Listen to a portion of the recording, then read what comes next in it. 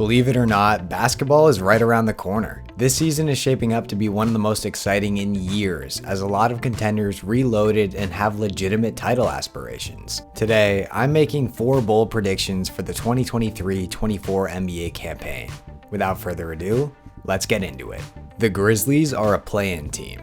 After finishing second in the West last year and flaming out in the first round against the Lakers, there's a lot of uncertainty surrounding this Memphis squad heading into the 2023-24 campaign. The star of the show, Ja Morant, is set to miss the first 25 games of the season due to his suspension. Historically, the Grizzlies have actually played quite well with Morant out of the lineup, but I have reason to believe it won't be as easy this time around. Memphis saw quite a bit of roster turnover this offseason, parting ways with Tyus Jones, who has been the most efficient ball handler in the league for almost the entirety of his career, and bringing in defensive star Marcus Smart. Just looking at Memphis's lineup with Ja out of the equation, it's not great. Smart and Desmond Bane don't feel like a seamless backcourt pairing. Jaren Jackson Jr. is coming off an atrocious FIBA tournament. Steven Adams needs to prove he can stay healthy, and then the Grizzlies have a bunch of plug-and-play wing options to fill that final spot between John Konchar, Luke Kennard, and David Roddy. Even when Ja returns, I have concerns about a lineup of him, Smart, and Bane coexisting productively. The West looks like a juggernaut, with 11 or 12 legitimately strong teams. I think Memphis starts slow without Ja, and there's a harsh adjustment period when he returns, which will lead to the Grizzlies slipping into the play-in tournament. Shai Gilgeous-Alexander is an MVP finalist. After finishing 40-42 last season and making some noise in the play-in tournament, I expect OKC to push for 45 to 50 wins in 2023.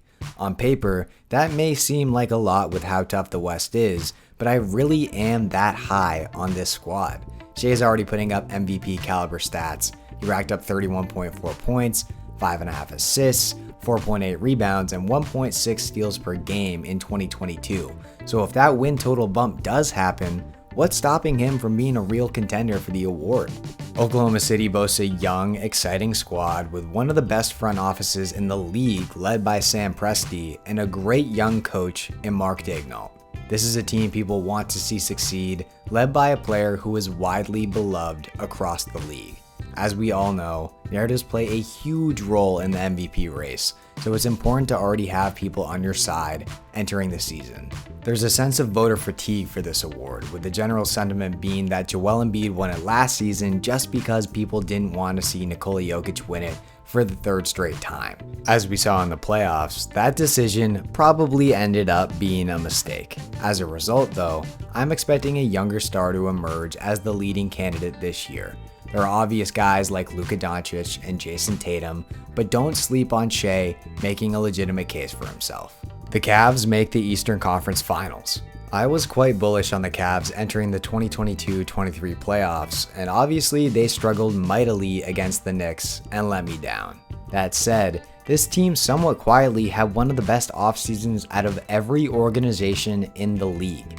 Koby Altman had a plan and he executed it, addressing the roster's blatant lack of shooting and off-ball scoring threats. Overpay or not, adding Max Strus to the equation is a huge upgrade over what Cleveland was working with in Caris LeVert and Isaac Okoro. And I also love the George Niang pickup from a depth perspective. Between those 4 players, JB Bickerstaff should get consistent production out of his wing rotation on a nightly basis, which was arguably the only significant hole on his team last year. Donovan Mitchell was stellar in his first season with the Cavs last year. Darius Garland is one of the best playmaking point guards in the league. Evan Mobley and Jarrett Allen are a lethal defensive front court combination. The team also now has serious bench depth. The East isn't shaping up to be nearly as strong as it has been in the past couple seasons. Boston is obviously a super team that on paper appears to be on a different level from the rest of the conference. Milwaukee will always be competitive with Giannis in the equation, but their squad has proven to be flawed come playoff time. The Heat are a complete toss-up, and the Sixers are going to be worse after they inevitably trade James Harden for a minimal return. The time is now for Cleveland to hit another gear and make some noise in the postseason, and I believe they're ready for the opportunity. Anthony Simons wins Most Improved Player. From a betting standpoint, Simons is pretty far down the list of players with the best odds to win this award, but I think he's primed for a huge season. Between the Damian Lillard drama, the Scoot Henderson pick, and even Shaedon Sharpe's quick status ascension after his great end to last year, Simons has been somewhat buried amidst the shuffle in Portland. A lot of people don't realize just how great the 24-year-old was in 2022, as he averaged a career-high 21.1 points and 4.1 assists per game. Damian Lillard is going to be in a different uniform before the start of the season, which means Simons is due for a significant usage bump. While everyone will be tuning into Blazers games to watch Scoot, there's a very real chance Anthony is the team's #1 option. I wouldn't be shocked to see the young guard put up a stat line somewhere along the lines of 26 points and 5 to 6 assists per game, and if that's the case, he'll be a real contender for most improved player. Stay tuned for another batch of bold predictions over the coming weeks.